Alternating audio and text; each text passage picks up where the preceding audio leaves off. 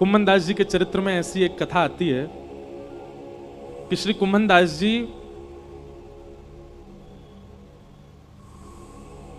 बहुत अकिंचन थे। उनके घर में धन संपत्ति नहीं थी। ठाकुर जी साक्षात प्रकट होकर उनकी गोद में बैठ करके खेलते थे।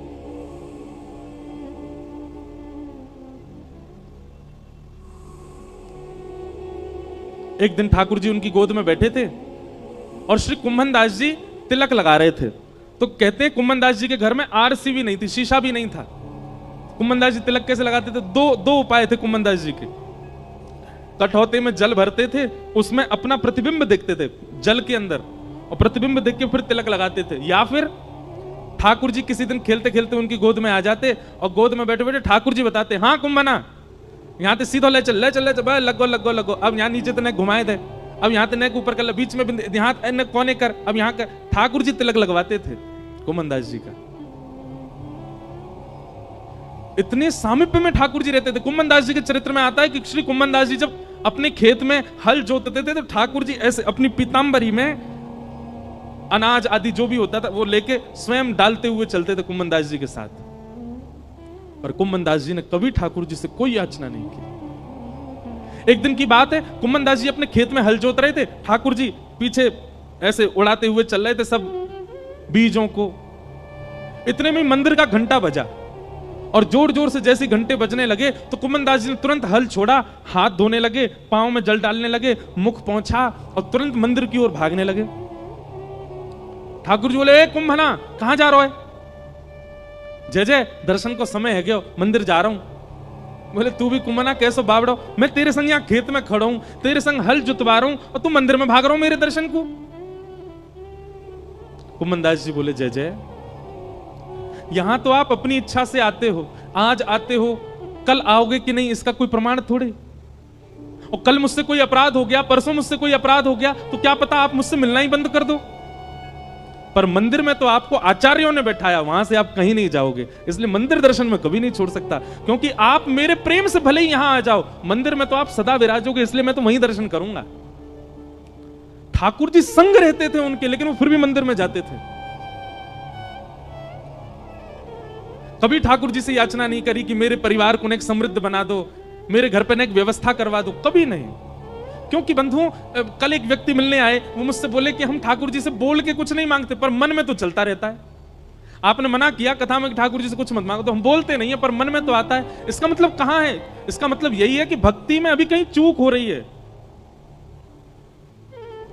वास्तविकता बताएं बंधुओं, भक्ति तीव्र, भक्ति श्रेष्ठ तब जानिए कि ठाकुर जी सामने आए, ठाकुर जी को देखते भूल गए क्या मांगना था, विस्मृति हो गई।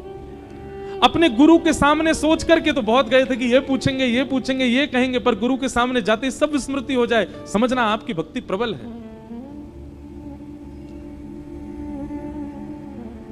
लेकिन बुरा नहीं मानिएगा, जो सोच करके गए वो जाकर के मांग लिया, इसका मतलब आप स्वार्थी थे,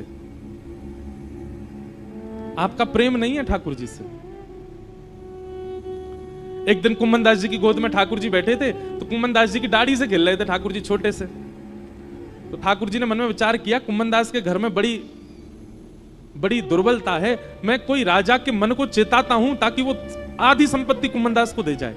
तो ठाकुर जी एक बड़े बादशाह, एक बड़े राजा के स्वप्न में गए और स्वप्न में जाकर के ठाकुर जी ने आज्ञा कर दी, बोले तेरी मनवांछित इच्छा जो तू चाह रहा है, तेरे महल में ये काम हो जाए, तेरी पत्नी के एक बालक हो जाए, सब पूर्ण हो जाएगा, लेकिन उसके लिए तुझको एक काम करना पड़ेगा। राजा बोला, क्या करूं? अपनी इतनी संपत्ति गिरिराज जी लेके जा और श्री गोवर्धन में कुम्भन दास जी हैं, उनको जाके भेंट करके आ। संपत्ति भेंट करने से तेरे काम पूरे हो जाएंगे। ठाकुर जी की आज्ञा मान करके वो राजा कुम्भन दास जी के यहां गया और उस समय कुम्भन दास जी की गोद में ठाकुर जी बैठे थे, खेल रहे थे कुम्भन दास जी के संग। और ठाकुर जी कुम्भन दास जी से कह रहे, कुम्भना। कुम्भन दास जी बोले, हाँ जय जय बोलो। अरे सुनता हूं, तो एक बात करनी है। हाँ जय जय बोलो, कहा बात करनी है? इतना बस कहा ही था, इतने में ही वो राजा कुम्भन दास जी कुटिया में आ गया और राजा के आते ही ठाकुर जी अंतर ध्यान हो गए। सामने बादशाह खड़ा है, घुटनों पर बैठ करके अपनी आधी संपत्ति अर्पित करने को। लेकिन कुम्मन दास जी इधर उधर देख रहे हैं, अब तो यहीं बैठे, कच्छु तो कह रहे पतो ना बोल के ना गए मोते, अब तो यहीं बैठे, कच्छु तो कह रहे बोल के ना गए। राजा ने चरणों में प्रणाम किया, बोले भगवान आपकी आज्ञा हो तो मैं आपके कुटिया में अपनी सामग्री रखवा दूं, मैं आपको धन संपत्ति कुछ दान करने के लिए आया हूं। कुम्मन दास जी उल्टे उसके चरणों में गिर गए, बोले भैया ले जाया संपत्ति को, कोई और में बांट दियो, और कोई ना लेवे तो जमुना जी में बहाई दियो। ऐसी संपत्ति को कहा करूं जाके मेरी कुटिया के द्वार पे आते ठाकुर जी भाज गए यहाँ थे। ऐसी संपत्ति को मैं कहा करूंगा जैसे ठाकुर जी छोड़ के चले गए। घर के लोग चिल्ला रहे हैं, अरे कुम्मन दास जी कुछ तो ले लो, आपकी कुआरी भतीजी है उसका ब्याह करना है, घर की थोड़ी मरम्मत करवा देंगे, रात में वर्षा हो जाती है तो रात भर सो नहीं पाते हैं, हमारे घर में जल भर जाता है, अरे कुछ तो ले लो, कोई देने आया है। कुम्मन दास जी बोले ऐसी संपत्ति ना लूंगा, जाके द्वार पे आते ही ठाकुर जी भाज गए। ले जा भैया, तेरे आगे हाथ जोड़ूं, अगर तू बहुत देर बैठो रहेगा तो मैं प्राण त्याग दूंगा, या को अभी लेके जा। और हट पूर्वक राजा को भगा दिया वहां से। राजा के जाते ही ठाकुर जी फिर आ गए। कुम्मना दौड़ करके गए, ठाकुर जी को गले से लगा लिया, बोले नाथ कहां चले गए आप।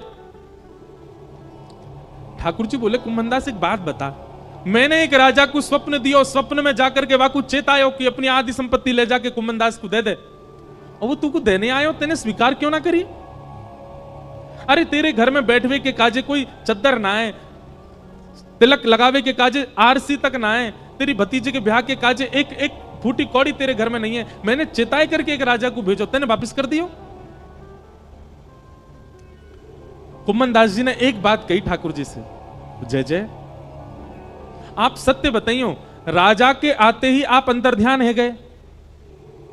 राजा जितनी संपत्ति लेकर के आयो, यदि मैंने वो स्वीकार कर ली होती, अपने घर में धर ली होती, अपने घर में लगा दी होती, तो आपको ये लगती अब तो कुम्मन दास पे खूब संपत्ति आ गई भैया, अब ये अपना घर बना लेगा, सब काम कर लेगा, और आप जो गए थे वो आते ही नहीं लौट करके। पर मैंने उस संपत्ति को स्वीकार नहीं किया, तो आप पूछने के लिए दोबारा आ तो गए मेरे घर पे। यह मेरा सौभाग्य है कि मेरे ठाकुर जी फिर प्रकट हो गए। आपको लगती कि भैया यहाँ पे तो अब सुख समृद्धि है, अब अपने आप सब गुजर बसर कर लेगो। अरे लाचार बालक को बार बार मां ध्यान क्यों देती है। वो बालक चलने लग जाए, फिरने लग जाए, बोलने लग जाए, तो मां धीरे धीरे उसको अपनी जिम्मेवारियां समझाने लगती है। तू अब खुद चला कर, खुद उठा कर, खुद तैयार हुआ कर, खुद भोजन किया कर। लेकिन वो बालक लाचार ही रहता है, तो लाचार बालक को मां गोद से छोड़ती नहीं। नाथ मुझे केवल एक ही कामना है आपसे कि मुझे कभी संपत्तिवान मत बनाना, मुझे कभी योग्य मत बनाना। क्यों? बोले मैं असंपत्तिवान रहूंगा तो मैं स्वयं को लाचार मानूंगा, और मुझे लाचार जान आप सदा मुझे अपनी गोद में ही रखोगे नाथ, इसलिए मुझे ऐसे ही रहने दो, मुझे योग्यता नहीं चाहिए। इसे कहते हैं निर्गुण भक्त।